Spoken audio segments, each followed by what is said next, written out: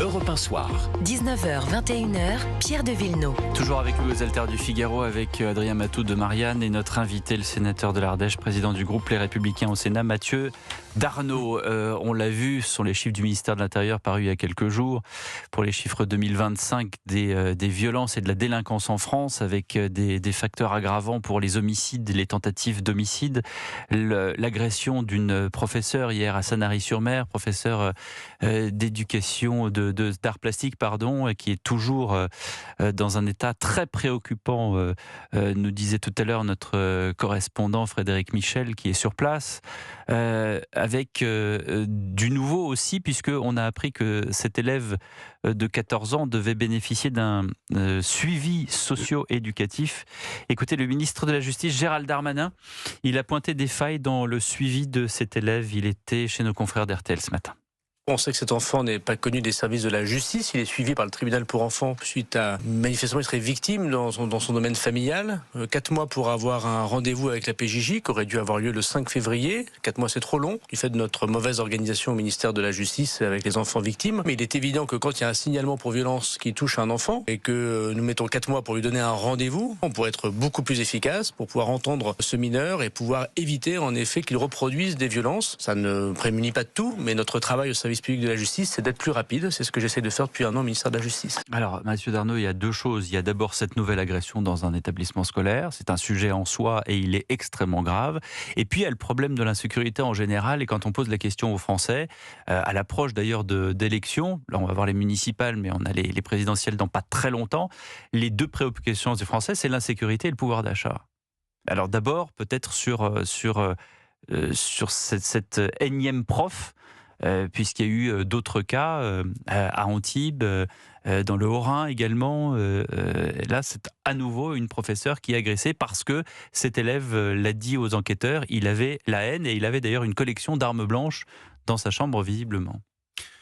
Je crois que d'abord, vous me permettrez d'avoir une pensée pour la victime. C'est important et c'est même prioritaire dans l'instant.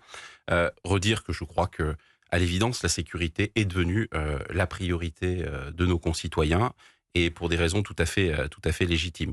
À celles et ceux qui continuent à nous expliquer qu'il y a dans ce pays un sentiment d'insécurité, je crois que chaque jour, les faits qui malheureusement se reproduisent tendent à démontrer le contraire. J'ai moi-même eu à regretter que dans mon propre département, il y a quelques jours, un cas similaire aurait pu se produire.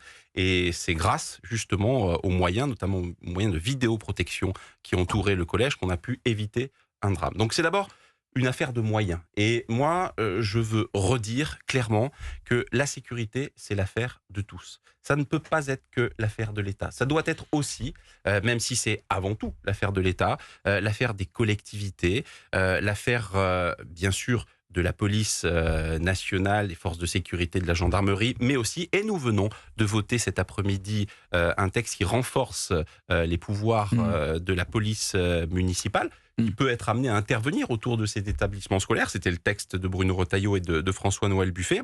Donc on voit bien qu'il faut renforcer l'arsenal législatif pour prendre en compte... Mais comment on fait dans une Assemblée nationale, pardonnez-moi, et vous êtes du Sénat, donc j'entends bien, mais c'est-à-dire que vous rattrapez des textes d'une certaine manière et vous essayez de les corriger, ça a été le cas pour la fin de vie, mais dans une Assemblée nationale où personne n'est d'accord avec personne. Et j'entends bien que Bruno Retailleau et François-Noël Buffet, qui était le ministre auprès du ministre de l'Intérieur, essayaient de faire 2 ou 3 choses. Comment est-ce que vous expliquez aussi que votre famille politique, les LR, avait proposé par exemple une présomption de légitime défense pour les policiers et que cette loi n'a même pas été examinée ni votée? Je leur conseillerais de commencer par le Sénat. Je vais vous donner un exemple. On a réussi à traiter un sujet tout aussi compliqué qui est le narcotrafic et la place du narcotrafic qui malheureusement vous avez essayé de le traiter, et ne cesse de progresser. Il n'y a rien de réglé pour le narcotrafic. Il y a les premières mesures, notamment sur le parquet national anticriminalité organisée qui va être mis en place. Donc le texte, il est voté. Vous me parlez du travail du Parlement. Je vous réponds pour essayer de vous dire qu'on peut tout à fait voter des dispositions, voter des projets de loi, voter des propositions de loi qui permettent de répondre à ces problèmes, qui répondent à ces drames. Après, il y a la question, encore une fois, des moyens. Je le dis, l'arsenal législatif ne suffira pas. Il faut mettre des moyens et des moyens financiers. C'est pour ça que dans le budget, et je reviens toujours au budget, nous avons sanctuarisé les budgets régaliens, que ce soit la justice ou la sécurité. L'an dernier, le Conseil constitutionnel a censuré une loi qu'avait notamment proposée Gabriel Attal à l'Assemblée sur la justice des mineurs avec un tour de vis. Est-ce que vous ne pensez pas que les principes juridiques qui encadrent aujourd'hui le droit particulier et spécifique au traitement pénal des mineurs délinquants est désuet? Je pense notamment à l'ordonnance de 1945 et ses actualisations.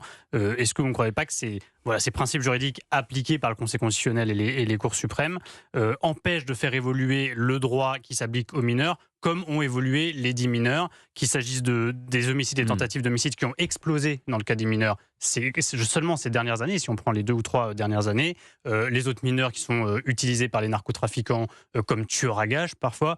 Est-ce que vous ne pensez pas que les principes juridiques doivent s'accorder à cette nouvelle réalité? Bien sûr. Mathieu Darnaud, on ne parle pas de la loi, du coup, on parle de jurisprudence, des grands textes. La société évolue. Moi, je suis très respectueux du travail du Conseil constitutionnel et du Conseil d'État, mais la société évolue, c'est un fait. Et malheureusement, le drame d'aujourd'hui ne fait que le confirmer. Je parlais du narcotrafic. On a des sujets qui gangrènent notre société et il faut, encore une fois, que le droit puisse répondre pleinement à ces sujets avec un arsenal législatif qui soit adapté.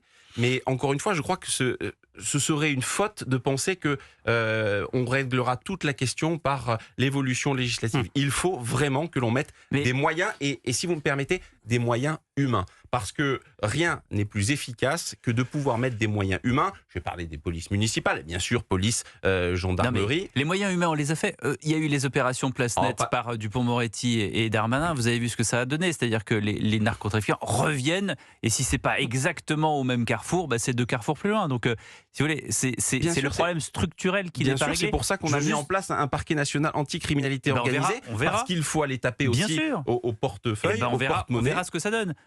Ça donne, mais juste, vous avez dit, et je comprends que vous êtes dans votre rôle de président de groupe au Sénat, mais vous avez dit, j'ai un très grand respect pour le travail du Conseil constitutionnel et du Conseil d'État. Est-ce que vous diriez aujourd'hui que sur certains textes, le Conseil constitutionnel se limite vraiment parce que c'est ce qu'on lui demande, c'est de juger en droit, est-ce qu'il ne sort pas de temps en temps de son rôle? Mais c'est à nous, législateurs, d'adapter les textes en fonction des besoins et d'écrire la loi de nature à ce qu'elle permette justement de répondre à ces sujets. Et moi, je ne me résous pas à dire à renvoyer la faute aux autres. Bien sûr qu'à un moment donné, le juge constitutionnel doit aussi prendre ses responsabilités. Mais moi, je crois qu'encore une fois, nous avons les moyens et nous l'avons démontré. C'est pas un vœu pieux de ma part. Nous avons démontré que ce texte sur le narcotrafic, qui a été validé par le Conseil constitutionnel, met en place des dispositions qui, à mon sens, permettront de traiter durablement et en profondeur ce sujet. Monsieur Darnaud, sur le sujet des moyens, je vais y revenir brièvement, il y a quand même un mea culpa, à minima, à faire peut-être dans votre famille politique. Il n'y a aucune famille politique qui a été au pouvoir en France ces 30 dernières années qui a autant réduit les moyens pour la police que la droite. Quand Nicolas Sarkozy était président, il a fait la révision générale des politiques publiques. Un fonctionnaire sur 2 qui partait à la retraite n'était pas remplacé. Ça a eu des dégâts considérables sur les forces de police. Il y a eu une politique du chiffre parallèlement qui a été mise en place, mais est-ce que vous ne trouvez pas que, évidemment du temps a passé depuis, mais est-ce que les LR ne doivent pas faire leur examen de conscience sur ce sujet-là? Et je crois qu'il faut être pragmatique. Faire notre examen de conscience, ça n'apportera pas grand-chose en réalité. Aujourd'hui, il faut entendre les besoins et les besoins humains, les besoins financiers. Donc il faut avancer. On pourrait vous dire, la dernière fois que vous avez été aux responsabilités, vous avez plutôt réduit les moyens de la police, plus que les autres, même plus que le Parti socialiste. Savoir faire son autocritique est une chose, avancer en est une autre. Et aujourd'hui, ce que nous demandent les Français, c'est d'avancer sur le plan législatif et sur le plan des moyens. Pas simplement de faire du commentaire ou de regarder ce qui n'a pas marché. Il y a des choses qui méritent d'être revisitées. Ce sujet en fait partie.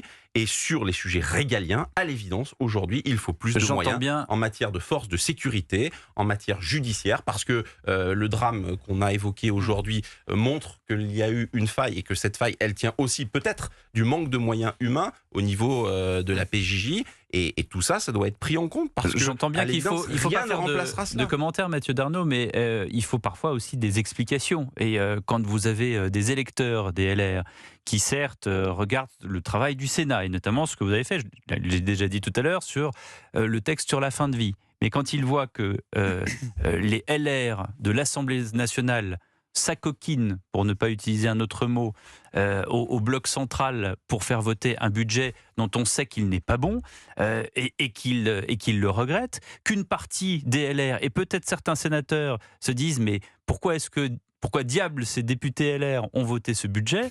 Est-ce qu'il ne faut pas, comme le dit très justement Adrien Matou, un examen de conscience ? En étant pragmatique. C'est pas un examen de conscience, c'est de la clarté. Nous l'avons dit, nous jugeons que rien n'est clair là pour le coup, Mathieu Darnaud. Mauvais. J'ai jamais entendu beaucoup de collègues députés dire que ce budget était bon. D'ailleurs, si tel avait été le cas, ce budget aurait été voté par au moins 2 députés. Il a été voté par un seul député. Donc c'est dire que ce budget ne convenait à personne. Nous avons dit les choses très clairement. Je les ai dites pour ma part, considérant que c'est un budget qui est anti-économique, qui ne permettra pas de relancer la croissance. Mais ils n'ont pas suivi la censure, les députés LR. Parce qu'ils ont considéré, selon moi, parce que c'était aussi important qu'il y ait un budget pour la France. C'est un mauvais budget pour la France, mais donc on se couche. Non, on se couche pas. Et d'ailleurs, il faudra d'ores et déjà faire effectivement avoir une discussion pour voir demain sur quels aspects de ce budget sur 2027 il faut mettre l'accent, notamment les points que j'ai évoqués. Et puis aussi questionner la méthode. Juste une remarque, en 2025, quand on se tourne vers le Sénat pour voter le budget, je crois pouvoir dire que nous avons mis, bien sûr qu'on aurait voulu faire mieux, notamment sur des questions de la surtaxe sur l'impôt sur les sociétés. Et d'ailleurs, si nous n'avons pas souhaité voter ce budget... Est-ce que j'ai remis en cause le Sénat ? Est-ce que j'ai remis en cause le Sénat ? Non, mais je pense que c'est un ensemble sur la philosophie de fond. Non, mais je suis pas Darnaud. Est-ce que si vous aviez été mes collègues députés, si vous aviez été député, écoutez-moi, si vous aviez été député LR, est-ce que vous auriez voté la censure ? Je ne pense pas que j'aurais voté la censure, même si je pense qu'à un moment donné, il est difficile effectivement de questionner ce budget. Mais attendez, ce que vous me dites est très important. Oui, c'est très important, c'est pour ça que je vous pose la question. Non, mais voter la censure, ça aurait apporté quoi par rapport à ce budget ? Je crois qu'il faut imposer un rapport de force. Ça aurait apporté que vous étiez une force d'opposition et non pas une force de majorité. Et maintenant, il nous reste à le démontrer. Et d'ailleurs, il en reste. Non mais attendez. Nous, on a dit depuis le départ, s'agissant de ce gouvernement, que nous soutiendrons ce gouvernement texte par texte. Voilà. Donc on est très pragmatique, c'est ce que nous faisons. Et d'ailleurs, au Sénat, on a été très clair sur le rejet de ce budget et on l'a dit très en amont. Voilà, c'est ce que j'observe. Après, je ne suis pas député, la question ne m'a pas été posée. Vous n'êtes pas schizophrène non plus, parce que si vous aviez voté contre au Sénat et pour à l'Assemblée nationale, là, on aurait dû avoir besoin d'un SAMU. Mais sincèrement, je crois qu'on a porté une même philosophie. Je crois que les députés ont voté contre toutes les augmentations de taxes et impôts. Oui. Je pense que là-dessus, on n'est pas loin. Il ne faut pas essayer de nous trouver des différences matin, midi et soir. Merci Mathieu Darnaud. Vous voyez l'homme qui est derrière la vitre, là, il me fait des signes depuis tout à l'heure parce que je dois terminer cet entretien et partir en publicité. Merci beaucoup Mathieu Darnaud d'avoir été notre invité.